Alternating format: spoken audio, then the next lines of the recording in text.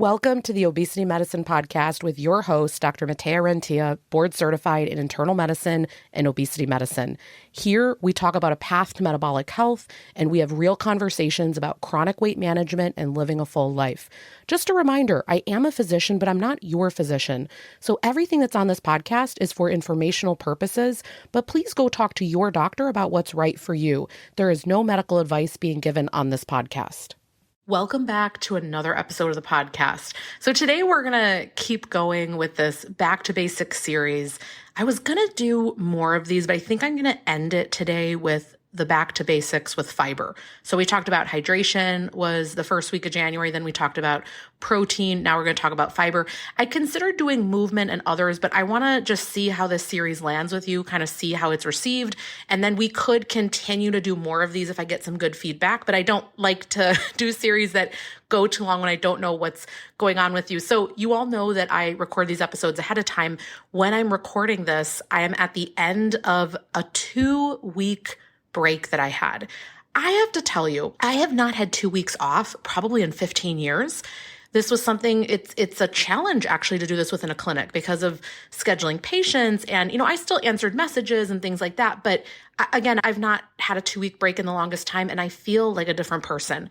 I truly feel a level of calm and rejuvenation that, again, I don't know that I felt this in the past decade. So wow, is this amazing? I know this is a true place of privilege to be able to take 2 weeks off, but just recording this, I feel like a different person.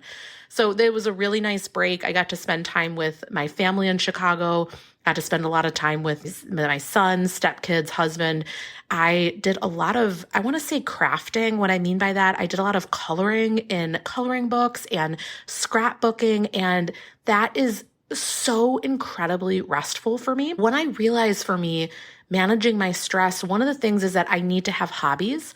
Hobbies are defined as things where you are not getting a productive gain out of it in some capacity. So for example, it's not leading to prestige or elevating your reputation in some way. It's not leading to financial gain. They're really things that you do purely for either relaxation or enjoyment, but it's not for a purpose of a secondary gain. And this is something I bring this up because actually one of the first weight loss programs that I ever did, they stressed this of how you really have to build this out. And I don't think I fully grasped that 5-6 years ago, how important that is, because I think we tend to belittle this stuff. We tend to say, well, gosh, why do I need to care about having hobbies? And I always used to joke, well, my hobby is doing my career and then family, but look, you need other things. Of course, a lot of this, I'm having fun with my son. He's sitting there scribbling and I'm using different coloring books and stuff. And I really realized I have a very niche style.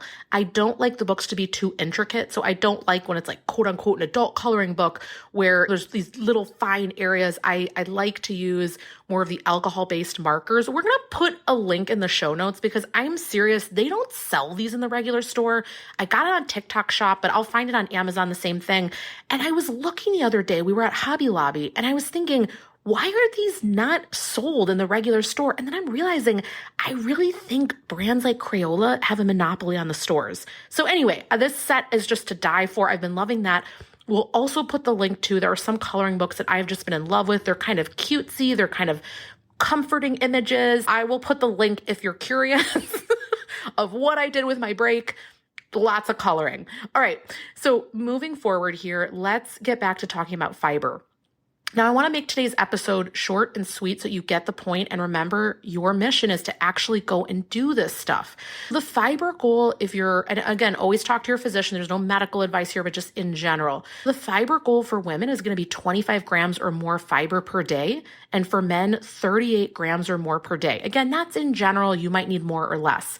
I don't worry about fiber with someone unless they are getting constipated, but I do, every patient that comes into my clinic, I do start with a nutrition audit for a few days, and I can tell right away, to be honest, most people that come in have fiber usually under 15 grams. Most people are around 10 grams. And the problem that happens is when you don't have enough fiber, Number one, you cannot reach satiety. So you need there to be some bulk to your meals to have the stretch receptors in your stomach activated. That's number one. Number two, if you don't have enough fiber, your gut microbiome, those are all the bacteria within our gut. We have actually more bacteria than we have human cells. They need the fiber to live on and to thrive, for the good guys to live, is what I always say. And the other thing that happens is we need fiber to decrease your chance of getting things like colon cancer. And reason number 4 we could list on there, to decrease your chance of constipation. I really want you to realize this isn't just about being righteous, that I need you to get your veggies or beans or chia seeds or ground flax seeds. And you hear me talk about all these things when people are in my clinic. We have ideas for fiber in the back of the planner that they get. There's a bunch of nutrition ideas and there's a lot of fiber examples in there. And if you join my mini course, the 5 mistakes that people make when starting a GLP-1, we have a video on fiber with ideas under it. We talk about this a lot. And people really do not understand with fiber. We're going to get into this in a few weeks. They don't understand the different types of fiber and how they could get these things. So in a few weeks, I'm going to bring on my sister, Dr. Rebecca Rentea. She is a colorectal surgery expert. She's in the pediatric area, and she talks a lot with her patients about different types of fiber and different types of prescribed or over-the-counter medications, bowel regimens. We're going to talk through some of this because a lot of people don't understand. But I want to do the 101 version today, which is this. Every meal or snack, you know how we talked about, is there protein? Every meal or snack you have, there has got to be some fiber. And here's what I mean. When you eat breakfast, is there fiber in some capacity?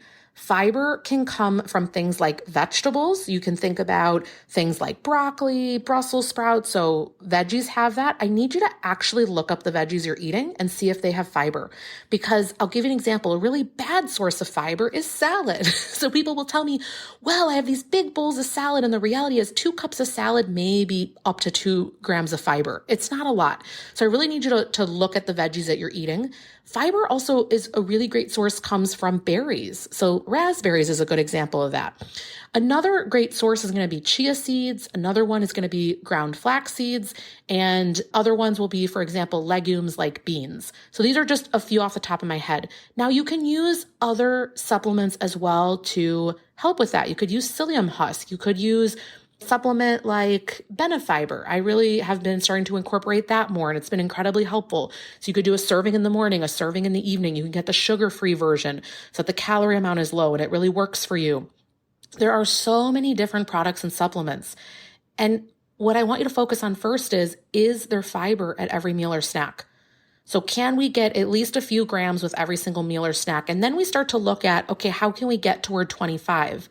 And what you're going to notice is this is why certain dishes, for example, when we talk about like bean salads and things like that, there are just certain things that you're going to eat that are going to be higher in fiber.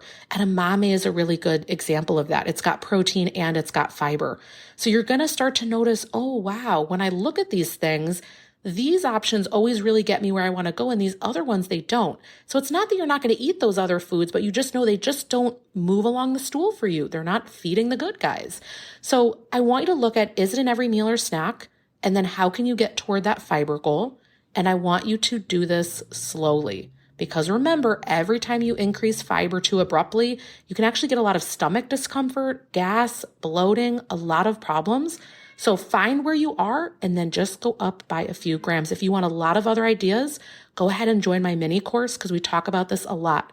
I hope you have a great rest of the day and let me know on social how your fiber is going. Take care. Bye. That marks the end of today's episode. But if you're newer to the podcast, I want to tell you about something that we have, and it's a free podcast roadmap. So this is perfect for any of you that are listening where you want to be directed to very specific episodes. So let's say that you are just starting out and you want to know, what should I do right when I start on the medications? Or you're experiencing certain side effects on the GLP-1s, or you want to know what to do if you're in a plateau, or if emotional eating is taking over, or if hunger levels are high. So we have many different categories of episodes that we've talked about because there's a lot at this point. So if you want to be able to navigate that very easily, we have it broken down by category and also the episodes that are there, and we hyperlink to everything. So you can just click on it and find the episode, easy peasy. If you want that, you can go to renteaclinic.com/podcast roadmap.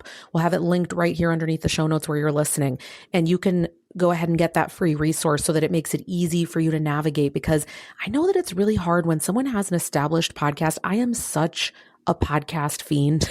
I'm listening to podcasts all day long. And when I find one that I love, but there's a lot that are out there, I am so lost. So I hope that you enjoy this free podcast roadmap. Again, the link to get to that is going to be renteaclinic.com/podcast roadmap. I hope this is helpful, and let me know if you have any questions.